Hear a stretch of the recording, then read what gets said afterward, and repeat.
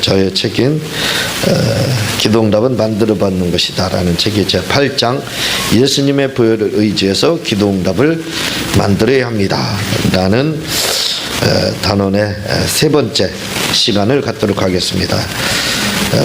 예수님의 그 피, 하이마라고 해서 대속의 피 또는 생명, 그 여긴 담이다 이렇게 말씀을 드렸고, 먼저 시간에는 왜 모세율법에서는 피를 먹지 말라 했는데 예수님은 피를 먹지 않으면 우리와 당신과 우리가 아무 상관이 없고 우리 속에 당신의 생명이 없다라고 말씀을 하셨다는 겁니다. 왜 했느냐 그 부분에 대해서 말씀을 드렸죠. 그 생명을 기하면 헬라어로 조에 이렇게 이야기하는데 하나님의 생명을 바로 말씀을 하고 있습니다. 오늘은 네 번째 부분으로서 주님의 부여를 의지해야 합니다. 오늘은 진짜 이거 다 끝내야 돼요. 그래서 좀 빨리 읽어 내려가도록 하고 그리고 중요한 부분에 대해서 여러분들에게 설명을 제가 이렇게 첨부하도록 그렇게 하겠습니다.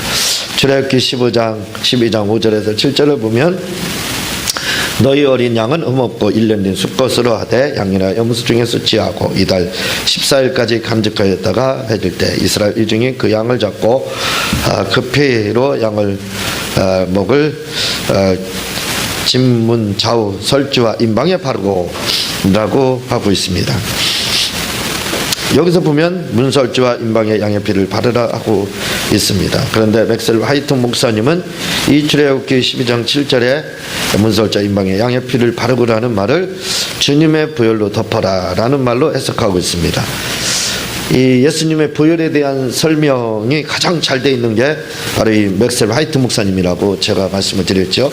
베네일 목사님의 스승 목사님이기도 합니다. 베네일 목사님이 쓴 주님의 부혈이라는 책도 보면 이 예수님의 부혈을 쓰신 이 맥셀 화이트 목사님과 그 내용이 똑같습니다.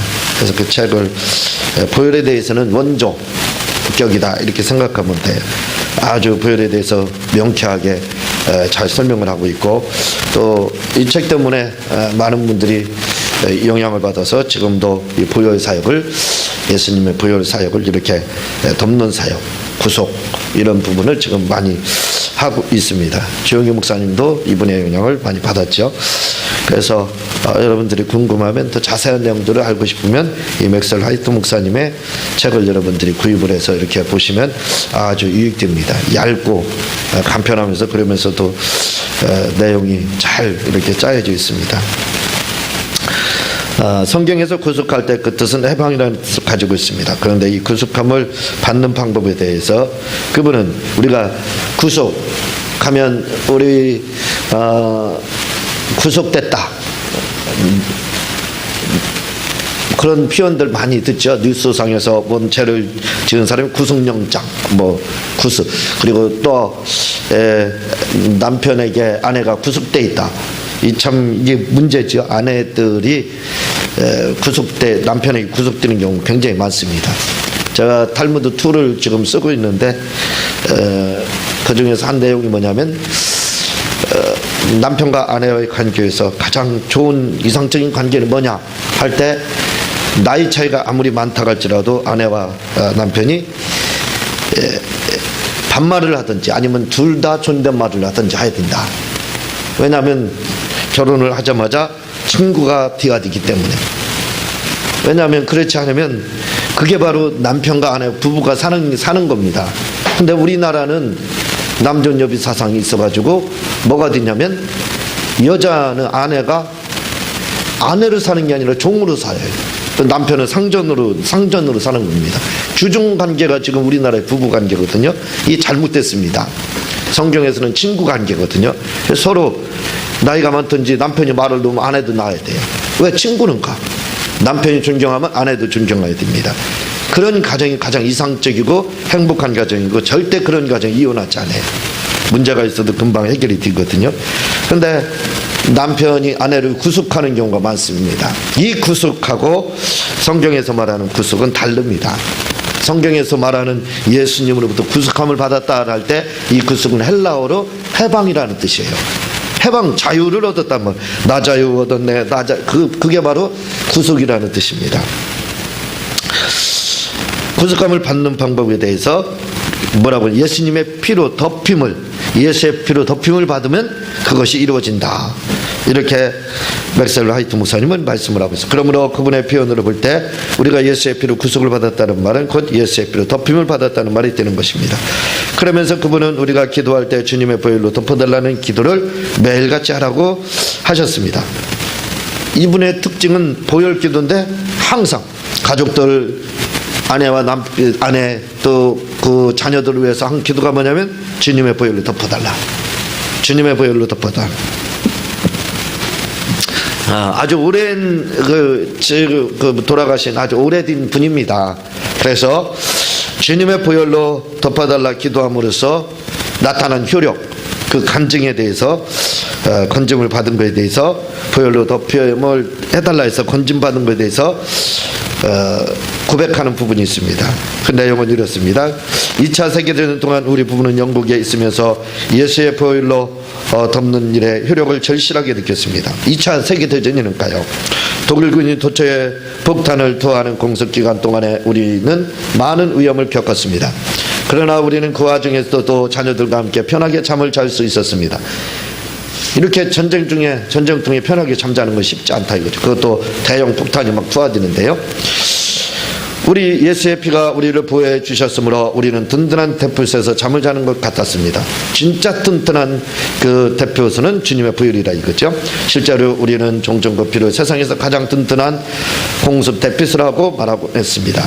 그러나 우리는 이 피난처를 당연한 것으로 여기지 않았는데 그것은 매일 밤 잠자리에 들기 전 우리는 우리 자신과 가정과 자녀를 예수의 피로 덮어냈기 때문입니다. 이렇게 그러던 어느 날 밤 우리 집에서 1마일 반경에 있는 곳에 13개의 폭탄이 투하되었습니다. 1마일이 1.6km인가요? 1점 몇 킬로죠? 그 안에 대형 폭탄이 13개가 터졌다는 겁니다. 투하됐다는 거예요. 그러면 아마 거의 다 피해를 입든지 죽든 인명손실이 있는 게 당연합니다. 그러나 그것들로 인해 우리 집 건물에 미미한 피해를 입기는 했지만 우리 식구들은 모두 안전했습니다. 이것은 우리가 주님의 보혈로 덮는 기도를 했기 때문이었습니다 라고 하셨습니다. 이렇게 주님의 보혈로 덮어달라고 가족들을 향해서 날마다 그렇게 기도하니까 전쟁통에도 가족 전체가 다 온전하게 살더라 이거죠. 폭탄이 피해가더라 이 말입니다. 옛날에 그 목회하시는 분들은 좀 힘들게 목회를 했다고 그래요. 그래서 지금도 그런 분들이 있을지는 모르지만 이제 아내는 교회 다니고 남편은 거의 깡패 수준. 그래서 술 먹고 와가지고 아내를 교회 갔다 해서 창문을 뒤에 문을 열고 돌을 던졌는데 그 돌이 컵으로다 가가지고 피해가더라. 그러니까 빤듯이 갔다가 목사님 앞에서 딱 피해가더라 하는 그런 제가 간증하는 것을 제가 들어보았습니다. 그게 사실인지 아닌지는 모르겠지만 그런 말씀을 들어보았어요. 이런 역사가 일어난다 이거지요. 우리 다윗의 그 물맷돌도 역시 많은 목사님들이 그렇게 표현합니다. 그냥 다윗은 물맷돌을 던졌다 이거죠. 던졌는데 그 물맷돌을 던지는 동시에 천사가 그것을 받아가지고 가서 다윗에 가서 미간 사이 정통으로 이렇게 맞게 했다. 그럴 수도 있다 이거죠. 그런 일들이 바로 일어났다 이 말입니다. 2차 세계대전 때요. 그분은 말씀하시기를 영국의 대붕이 일어날 때는 언제나 예수의 피를 강조할 때였고 영국 교회가 침체로 들었을 때는 언제나 예수의 보혈을 멀리할 때였다고 말씀하고 있습니다. 영국이 상당히 일찍 복음을 받아들였는데 이게 반복이 되죠. 성장과 또 침체가 반복이 되는데 이런 성장과 침체가 반복되는 걸 조사해 보니까 예수님에 대해서 예수에 대한 그 이름 예수님의 그 부분을 강조할 때는 이런 좋은 일들이 교회가 붕괴되고 예수가 설교에서 사라질 때 교회가 침체되더라. 결국 그 말입니다. 제가 주일날에는 앞으로도 그렇지만 평생 동안 사복음서만 주일날은 할 거예요. 낮 예배 때는 한 거 또 하고 제가 계산해 보니까 8년마다 한 번씩 마태복음에서 요한복음까지 가겠더라고요. 8년이면 한 번 노테이션으로 이렇게 돌아가게 생겼더라고요. 왜 그러냐면 서신서를 이렇게 나가게 되면, 서신서는 기독교 교리, 다시 말하면 교리라고 하는 윤리에 대해서 말씀을 하고 있습니다. 뭐 먹지 마라, 뭐 어떻게 하라 이런 것들이 기록된 게 서신서거든요. 그래서 그런 걸 이야기하다 보면 교훈적인 설교가 되고 예수님의 이름이 많이 등장하지 않습니다. 그래서 저는 어쨌든 간에 예수님의 이름을 한 번도, 예수의 이름을 주일날도 말하려고 사복음서를 하는 거예요. 복음서만 나가는 거예요. 복음서 나가면 예수님 이름 거명을 몇 번씩 할 수가 있잖아요. 왜? 예수님이 주인공이니까, 사복음서에서는. 그래서 제가 사복음서 강야만 해야 되겠다 해서 벌써 한 지가 몇 년, 4, 5년 이렇게 돼가는 것 같은데, 그렇게 지금 하고 있습니다. 그런 이유 때문에 하는 거예요. 예수님의 이름을 좀 많이 말하기 위해서. 내가 설교로 실패하고 죽 써가지고 내려온다 할지라도 예수님의 이름을 내가 좀 많이 외쳐야 되겠다. 그 자체가 은혜다 이거죠. 그리고 그걸 원한다 이거죠. 그래서 예수님의 이름을 많이 제가 말씀드리기 위해서 사복음서를 이렇게 나가고 있는 겁니다. 왜 그런 나가는지 아마 여러분들은 왜 그렇게 할까 이해를 못할 수도 있죠. 이런 취지에서 제가 하고 있는 겁니다. 그래서 앞으로도 내가 평생 설교하는 그날까지는 사복음서만 주일 낮 예배 때는 할 거다. 내가 주일 저녁 예배, 다른 예배 때는 다른 설교는 하더라도 내가 예수님의 이름만은 내가 주일날은 외칠 수 있는 한 수십 번씩 이야기하고 부르고, 그리고 내가 죽을 수더라도 내려오겠다 하는 각오로 다 그렇게 하고 있습니다. 다시 말해 예수님의 보혈을 의지하는 것과 교회 부흥은 아주 밀접한 관계가 있다는 것입니다. 그렇다면 우리 개인 영성에서도 역시 똑같다고 보면 될 겁니다. 개인 영성도 똑같다 이거죠. 제가 요즘에 기도에 대해서 다시 한번 생각해 보면서 느끼는 게 뭐냐면, 우리가 하나님 앞에 뭐 달라, 이거 해달라, 이거 다 이게 허공에 메아리 치는 건 혹시 아닐까 하는 생각이 듭니다. 그렇다면 남는 것은 뭘까? 그것은 우리가 예수님 사랑한다는 거. 나의 믿으신 예수님, 내가 주님을 사랑합니다. 제가 주님 사랑하는 거 주께서 하시나이다. 요한복음 21장과 시편 18편인가요? 그 1절. 그 말씀만 계속해서 반복하는, 그걸 하나님이 제일 좋아하는 것 같다 해서 그것만 지금 아침 저녁으로 계속하고 있습니다. 그렇게 할 때 좋은 일들이 많이 있었거든요. 왜냐하면 역시 이것은 오늘 보혈에 대한 말씀을 하는 것과 같이 그 자체가 예수님을 사랑하고 강조하는 그 자체가 보혈의 능력이다 이거죠. 그래서 그렇게 하는 겁니다. 다시 말해 우리가 성숙한 성도가 되고 하나님의 뜻을 올바르게 행하는 성도가 되기 위해서는 주님의 보혈을 많이 의지해야 된다는 말씀입니다. 제가 쓴 책 나는 기둥답을 베풀고 걷는 책에서 저는 첫사랑 기도를 강조하고 있습니다. 그러면서 이 첫사랑 기도를 많이 하면 성령 충만을 받을 수 있고 첫사랑 가운데 살 수 있다고 하고 있습니다. 제가 이렇게 첫사랑 기도를 강조한 이유는 주님의 보혈을 의지해 하는 기도가 너무나 소중하기 때문이었습니다. 그래서 첫사랑 기도가 굉장히 중요하다고 1권 책 나는 기둥답 베풀고 그 책에서 제가 강조해서 말씀을 하고 있는데, 이걸 상상하며 기도하며 100% 응답 받는다. 친밀한 기도에서도 역시 이 부분을 좀 더 부각시켜서 강조해서 제가 지금 그 책을 썼습니다. 그 정도로 주님에 대해서 주님을 사랑하고 그 자체가 신앙생활이잖아요. 예수님 사랑하는 거. 그거 예수님의 이름을 부르고 그분을 의지하고 그게 뭡니까? 그분 사랑하면 되는 거예요. 그분 많이 사랑하면 된다라고, 그러면 우리가 영혼이 잘되고 범죄자들 강건한 복을 받게 된다라고 말씀을 하고 있어요. 그러면서 그분은 말씀하시기를 우리가 성령의 충만을 받는 데 있어 아주 쉽고 빠르게 받는 방법이 있는데 그것은 예수님의 보혈을 많이 의지하면 된다고 하셨습니다. 이 책에 교정할 부분이 굉장히 많더라고요. 왜냐하면 제가 쓸 때도 몇 번 교정을 하고 집사람이 또 몇 번 교정을 했는데, 이 책을 보니까 아주 오타가 탈자가 너무나도 많은 거예요. 그래서 다시 할 때는 컴퓨터로 지금 컴퓨터 그 교정하는 게 있거든요. 그래서 컴퓨터로 요즘은 교정해서 거의 이제 교정할 게 안 나고 있는데, 이 책도 교정할 게 굉장히 오타 탈자가 많이 있습니다. 양해를 해주시 바랍니다. 전문가가 이렇게 봐주면 좋은데, 그래서 전화가 와요. 목사님 여기는 뭐 어떻게 틀리고 뭐 그런 전화가 옵니다. 그러면 그때 규정을 해요. 그런데 이 부분에 대해서 변혜인 목사님도 역시 똑같이 말씀하고 있어요. 변혜인 목사님 말씀하시길, 당신은 기도 전에 먼저 주님의 보혈을 의지하는 기도를 많이 하고 성령의 임재를 구하는데, 이렇게 주님의 보혈을 의지하고 성령의 임재를 구하면 성령의 기름 부음이 아주 강하고 충만하게 임하기 때문이라겠습니다. 변혜인 목사님도 역시 똑같이 그렇게 하더라 이거죠.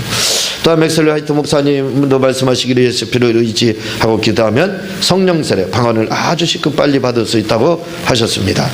우리나라에서는 방언을 말하는데 할렐루야라도 방언을 말하는 경우가 많이 있는데, 맥셀 화이트 목사님은 방언을 말하기 위해서 그렇게 하지 말고 예수의 피만 반복해서 부르게 했다는 것입니다. 그러면 바로 성령 세례를 받고 방언을 말하게 되었다는 것입니다. 그러면서 우리가 예수의 피만 반복해서 부르기만 해도 문제는 해결되고 교회는 풍진다, 이렇게 이제 그분은 말씀을 하고 있습니다. 그래서 여러분들이 우리가 예수의 피를 좀 많이 부르고 해야 된다 이거죠. 이 방언 부분도 말씀을 좀 드리면 좋은데 시간 관계상 제가 그냥 넘어가도록 하겠습니다. 맥셀 화이트 목사님 책을 보면 이런 내용이 또 소개되고 있습니다. 아리조나주 피닉스에 사는 어느 목사는 아주 특이한 증언을 했다. 어느 날 그는 예수의 피를 자기의 수표책에 뿌리기로 작정하고 기도했는데 얼마 후 그의 봉급이 올랐다. 이 놀라운 일이잖아요. 예수의 피를 수표에다 뿌리는 값 봉급이 올라가더라. 그가 알고 있는 여신이라도 역시 같은 일을 했는데 그녀도 예상치 않았던 보너스를 현금으로 받았다. 진짜 이런 일이 일어납니다.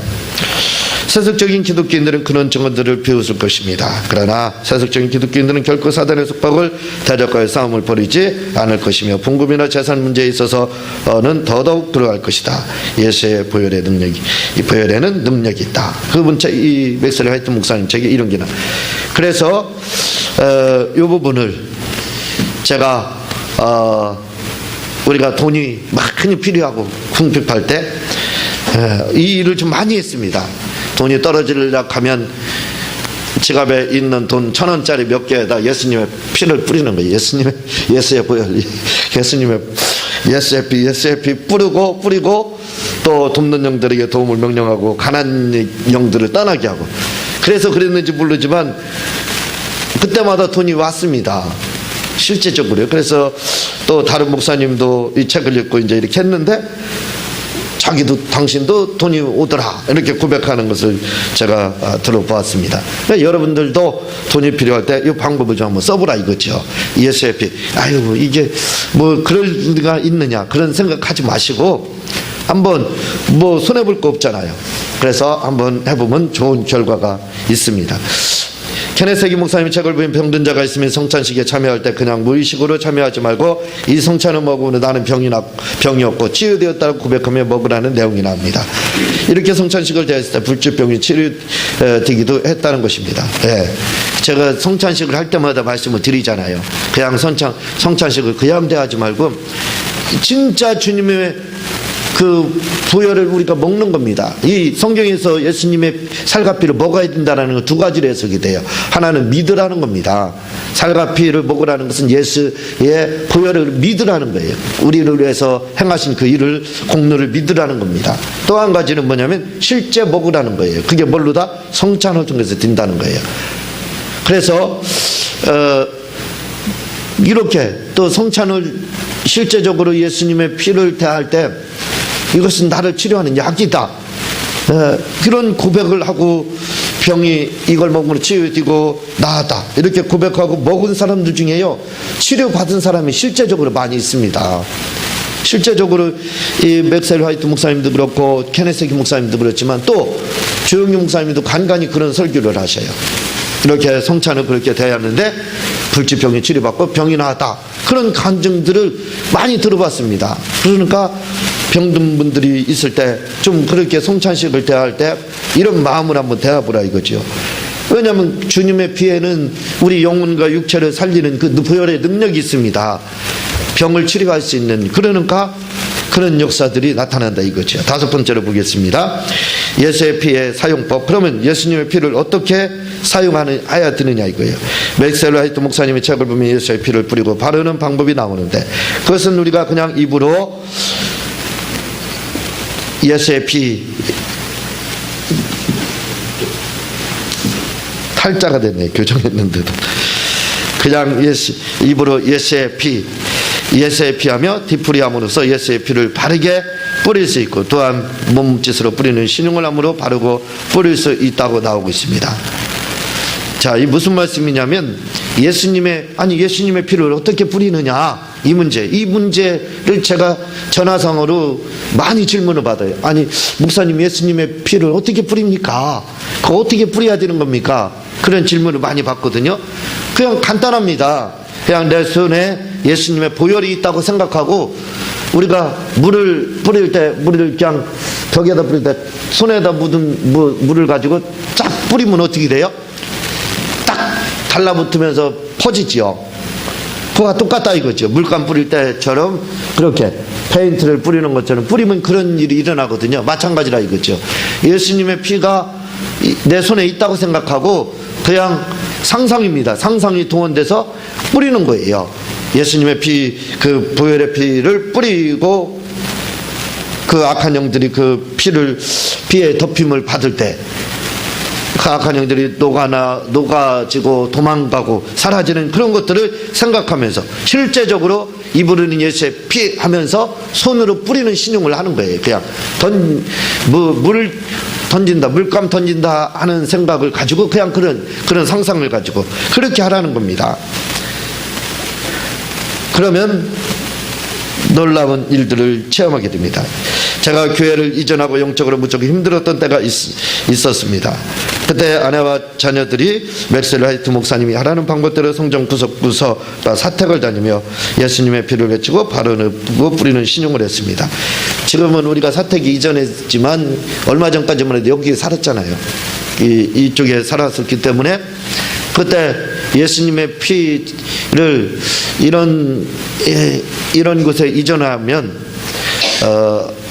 이런 곳에 악한 영들이 많이 있을 수가 있어요. 어떤 분들은 기독교인들이 그런 걸 가리느냐 이렇게 말하지만 영적으로 모르면 당할 수가 있습니다. 그래서 이사를 한다든가 또 부흥회를 마치고 하면요 반드시 하여듣겠습니다. 영적 청결 시간, 청소 시간을 가져야 돼요. 그래서 영적으로 아시는 분들은 부흥회를 하고 나면 사실은 성도들이 시험에 들 수도 있고 또 목사님이나 그 사모님이 굉장히 힘들 경우가 있어요. 육체적으로도요. 왜냐하면 그분들이 와서 여기에다 악한 영을 다 뿌리고 가는 거예요. 그래서 그런 때는 반드시 청결 운동을 해야 됩니다. 그때 사용되는 것이 바로 예수님의 피를 뿌리면서 다니는 거예요. 그래서 여러분들이 이사를 하고 나서도 역시 집에다 이사를 한다든가 어디 이전을 한다든가 하면 예수님의 피를 뿌려야 돼요. 사방으로 뿌려야 됩니다. 저도 여기가 오락실 했던 곳이에요. 그전에는 레스토랑, 술집, 오락실 이렇게 변천되다가 우리가 이제 교회가 들어오므로 교회가 됐는데, 그러다 보니까 얼마나 힘들겠어요. 좋지 않은 영들이 얼마나 많이 있겠습니까? 그래서 제게 그런 어려움이 막 영적으로 왔어요. 너무 힘들었어요.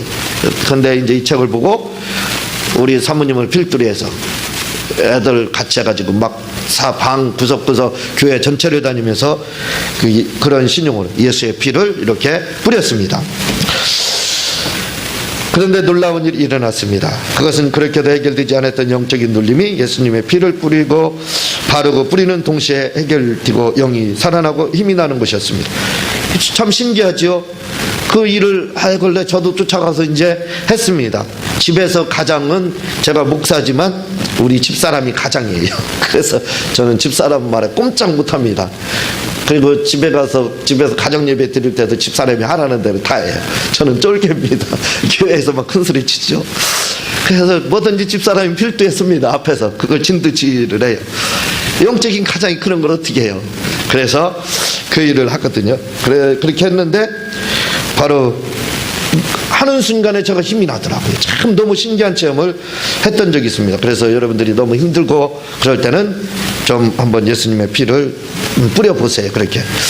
저희 막내 아들이 생후 10개월에 100도씨 녹차물에 얼굴 반쪽과 머리와 등과 깊은 화상을 입었습니다. 우리 권사님 계시니까 잘 알죠. 우리 주영이 지금 8살 됐죠. 걔 10개월 때 9개월 만에 걸었습니다. 그래가지고 여기 의자 위에 집사람이 녹차를 그냥 타놓자마자 그게 뭔가 해가지고 손으로 건드리고 뒤집었었어요. 참 화상을 입었는데 아예 그냥 얼굴 반이라고 할까, 얼굴 딱 반입니다. 반이라고 했죠. 그 정도. 그리고 등하고 이게 지금 우리 카페에 보면 그 사진이 있습니다. 그때 조금 지나고 찍은 사진이 있어요. 화상을 입었는데 야, 녹차 100도가 그렇게 독한지는 처음 알았어요. 애가 아이 피부가 약해서 그런지 봐줄 수가 없었습니다. 얼굴 같은 데 심한 스프가 생겼어요. 예, 그 흉터가 남을 줄 알았거든요.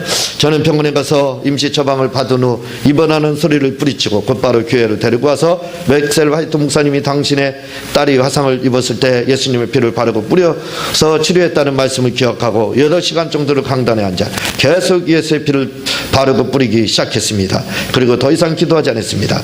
그리고 3주일이 지난 후 완치되었는데 아주 깨끗하게 치유되었습니다. 물론 등에 조금의 흉터가 남아있기는 하지만 얼굴에는 전혀 흉터가 없을 정도로 아주 깨끗하게 새살이 돋아났던 것입니다. 지금 보면 알지만 전혀 흉터 없잖아요. 등에는 아직도 이만큼 조금 표시가 있습니다. 그때도 바로 그 예수님의 피를 뿌렸어요. 예수님의 피를 그렇게 뿌렸습니다. 8시간이요. 8시간. 이 강단에 앉아가지고 한번 저는 문제가 생기면 잠도 안 자고 할 때만 해요. 2박 3일 세워가면서 기도를 하면. 그러니까 웬만한 병들은 제게 왔다가 손해보고 가요.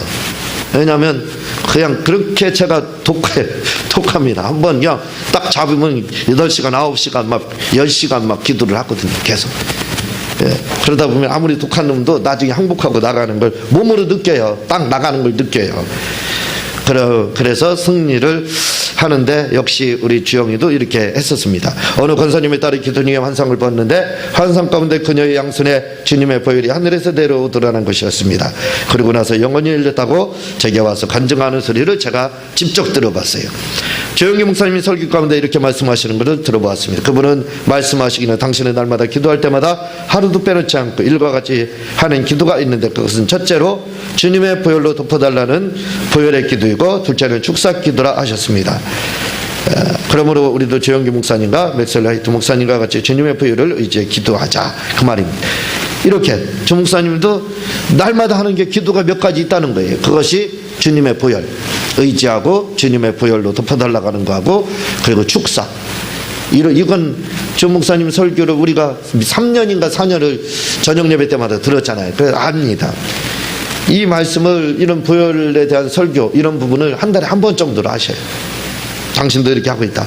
그 정도로 중요하다 이 말이에요. 그러니까 우리가 주님의 보혈을 많이 사용하고 의지해서 좀 기적적인 삶을 우리가 살자 이 말입니다. 제가 기도하고 주님 가르치신 기도로 마치도록 하겠습니다. 하나님 아버지 감사합니다. 우리가 예수님의